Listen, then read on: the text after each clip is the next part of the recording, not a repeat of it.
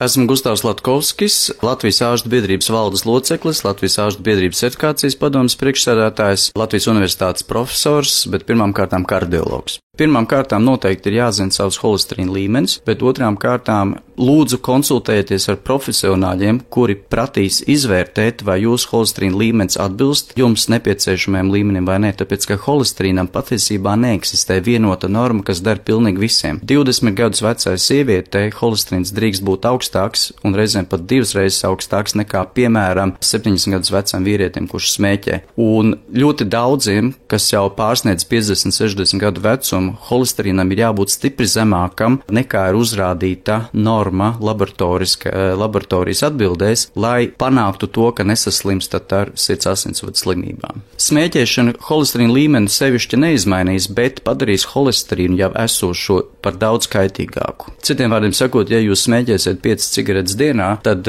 holesterīns, kura līmenis ir 5 mmol litrā, patiesībā var kļūt tik kaitīgs tā, it kā viņš būtu, piemēram, 7-8 mmol litrā. Tātad sevišķi kaitīgāks, lai gan analīzēs jums neparādīsies, ka viņš ir kļuvis sliktāks, jo to jūs tā nevarat pateikt pēc analīzēm. Bet tātad smēķēšana ir absolūti kaitīga, aizliedzama un pēc iespējas ir jāizvērās ne tikai pašam smēķēt, bet arī elpot tabakas dūmus jebkurā veidā. Ar alkoholu ir nedaudz savādāks tas stāsts. Pārmērīga alkohola lietošana, protams, nodara kaitējumu ne tikai sirds asinsvadu sistēmai, tāpat laikā nelielas devas saprātīgos daudzumos, piemēram, viena maza glāzīte, tas nav kaut kas, ko mēs tā kā kardiologi aizliegtu. Protams, ir jautājums, kāda ir tā alkohola kvalitāte un kādā veidā tas tiek patērēts. Ja tā ir glāze vīna kopā ar ēdienu vai arī burtiski tiešām viena pavisam maza glāzīte konjaka dienā, tad pret to mēs kategoriski neiebilstam. Katrā ziņā smēķēšana ir nesalīdzinām kaitīga.